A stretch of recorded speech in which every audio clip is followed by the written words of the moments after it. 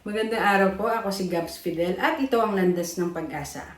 Ang ating pong ebanghelyo sa araw na ito ay galing sa sulat ni San Juan Evangelista, Kabanata 1, mga talata 35 hanggang 42. Ang kwento po ng ating ebanghelyo ngayon ay nagsimula sa isang tagpo kung saan nasa isang lugar si San Juan Bautista kasama ang dalawa sa kanyang mga alagad. At habang sila po yung magkakasama, napadaan si Jesus. At ang sabi ni San Juan Bautista sa kanyang mga alagad, narito ang kordero ng Diyos. At kung mababasa po natin sa ating ebanghelyo, ang dalawang alagad po na ito ay iniwan si San Juan Bautista at sinundan si Jesus. At sa kalaunan po sa ating ebanghelyo, mababasa natin na ang isa sa mga alagad na yon na sumama kay Jesus ay si Andres, na siya naman kapatid po ni Simon, na later magiging Peter.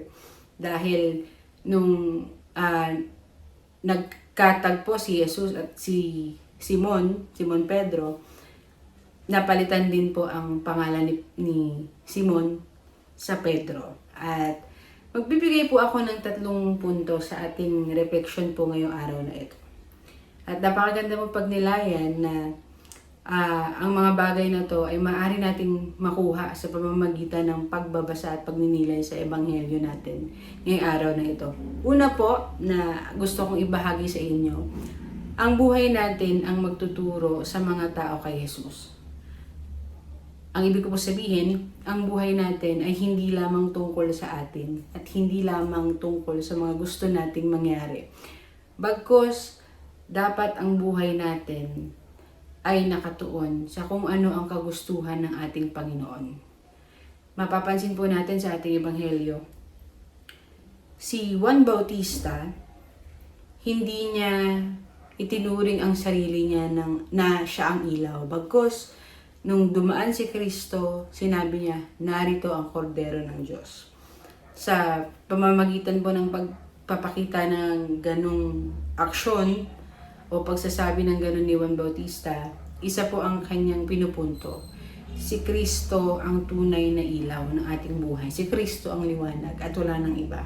Yun po ang una, ang buhay natin ang magtuturo sa mga tao kay Jesus. Pag nakita po nila yon, maididirect po natin sila kay Jesus. Kagaya ng nangyari sa dalawang alagad ni Juan Bautista. Sumunod po sila kay Jesus at iniwan si Juan Bautista. Pangalawa, nagbabago ang buhay ng sino mang makatagpo ni Jesus. Kagaya po sa ating ebanghelyo, si Simon na naging Pedro, na alam natin naging unang Santo Papa ng ating simbahang Katoliko. And sa mga alagad po ni Kristo, ako po personally pinaka nakaka-identify ako kay Pedro.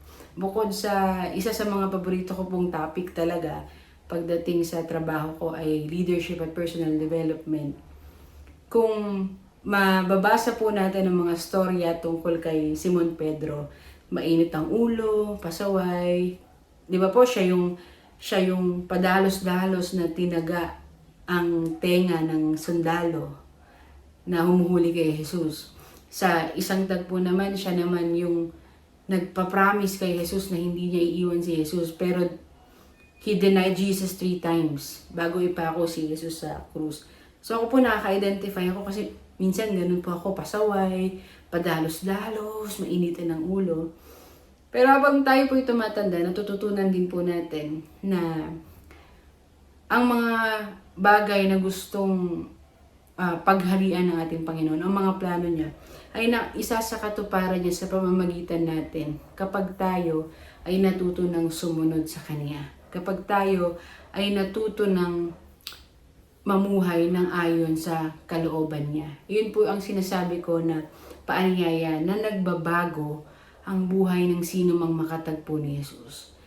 Ang aking pong imbitasyon ngayon ay nawahayaan natin na ang pakipagtagpo natin kay Jesus, hayaan natin siyang baguhin ang buhay po natin. At pangatlo, makikita sa ating buhay kung paano natin ituring ang Diyos. Ang ibig ko po sabihin, kahit gaano pa nating sabihin na mahal natin ng Panginoon, makikita sa mga buhay natin kung paano talaga natin siya tingnan at ituring. Halimbawa po, kapag naobserbahan niyo po ba paano tayo magdasal paminsan-minsan?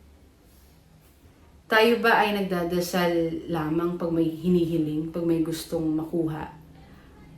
O ang Diyos ba ay itinuturing natin na instrumento lamang para makuha ang mga gusto natin? O totoo namang itinuturing natin siya na Ama natin, na hindi tayo pababayaan?